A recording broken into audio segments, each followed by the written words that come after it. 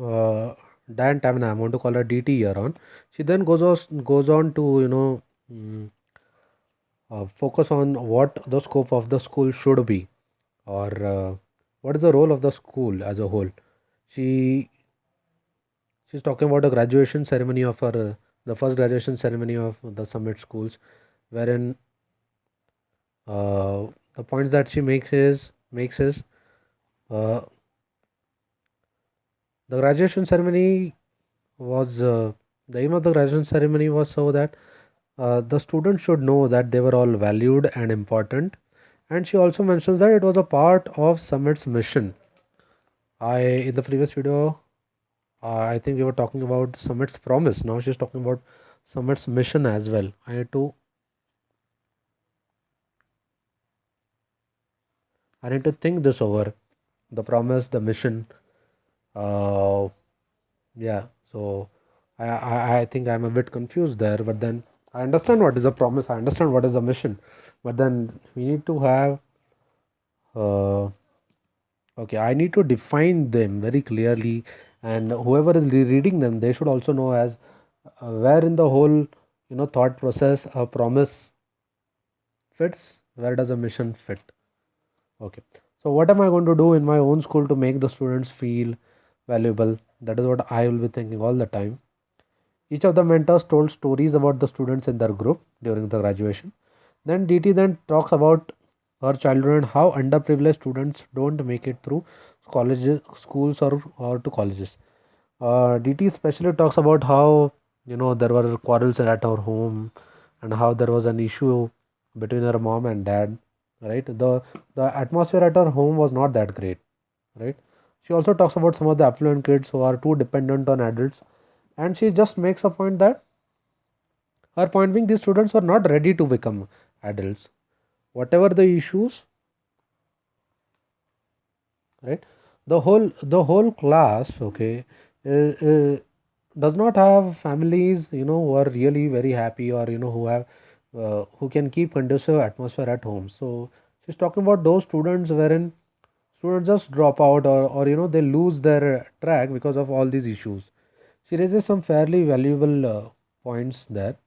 Schools aren't constructed to support a child like me. Rough times at home, strained relationships. Right. Schools don't think as to what is happening, what is the background of the uh, of the student.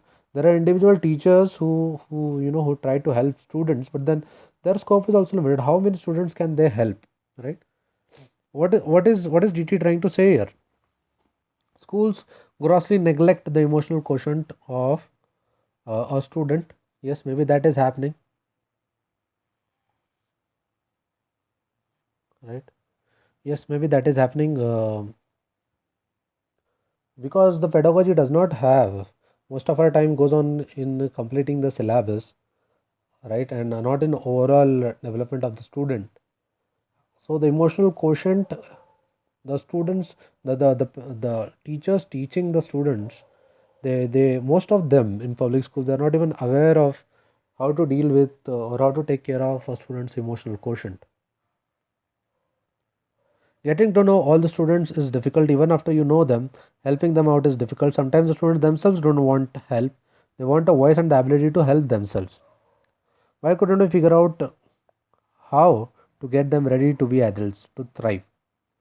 So this is the question that it she had to face, or she came across this question because she had gone through so many things. She was herself a teacher in a not so well to do, we would say a local, or a place wherein students are not from a great background, and then she saw students dropping out, students with problems at homes, all these kind of students, and that is when this question came to her: why couldn't we figure out how to get the students ready to be adults, to thrive?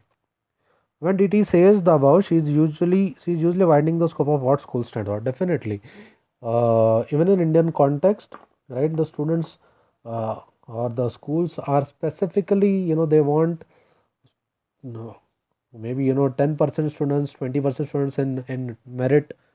In the boards, they want students to perform very well. So it all comes down, just comes down to the marks that these guys are scoring, right? Ultimately, because this accreditation is what will determine their value in the market, the school's value in the market. But they're not thinking in long term, because because of this, how fast they are losing their relevance. Many of the huge business honkos also think that schools, colleges are not doing that good of a job, right? They're not adding any value to the student, because ultimately they have to learn again. They have to learn on the job. They have to be taught.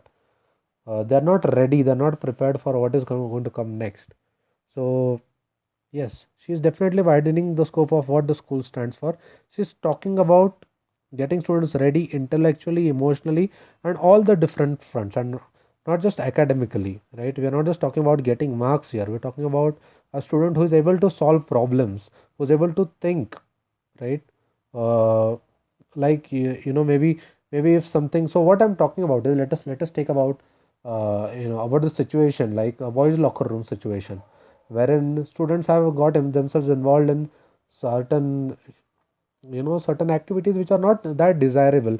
And what I would say is, okay, students or boys do talk about you know girls in a particular manner, but then when they were accused of something, okay, or when they were being shamed, which I would say was wrong. But then when when they were being shamed, how is it that they could have handled those things, right? Because one of the guys, one of the student, he did a suicide because he was accused of something inappropriate.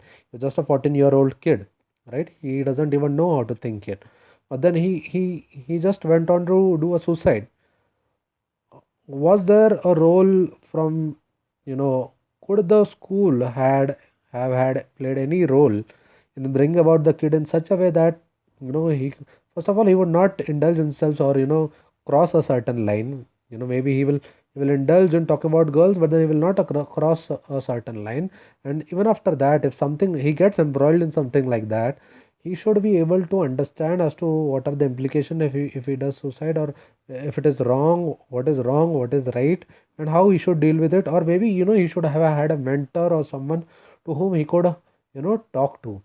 So schools are not just for uh, uh, giving these accreditations. I think school should be able to take care of any possible situations like this. If anything like this comes up, the student should be able to think as to what to do next, or should I be sharing this with someone, or how is it that I should be dealing with this? Because the challenges now are so big. Because if you get accused online of something, everybody, maybe lakhs of people come to know that you have done something. And shaming someone online it creates a very negative impact. So this is a challenge that we are facing in today's times, and addressing all these is very important. So the scope of schools has gone much beyond. uh, the scope of school has to go much beyond just what is happening academically. I like this idea very much. But I'm not going to change the complete education system, just the school, right? So I still need to get them good scores in entrance. Uh, I cannot neglect this, because if the student after the 12th standard, right, I need to take care. Or if I'm having classes till standard 12, I need to ensure that whatever entrance exams these kids are interested in, they should be able to clear that and get into good colleges. Some of the premier institutes, they are doing really good job. I need not think beyond 12th standard. But then this 12th standard entrance exams, I cannot be neglecting them. So all the while I'm talking about preparing them for all these situations and all this, I cannot neglect as to what is going to happen academically. So I need to strike a balance there. I need to prepare students for all the challenges in the future, but then I also need to make them intelligent enough, or academically strong enough for them to tackle any kind of entrance exams that are going to come their way. So I will not be neglecting that.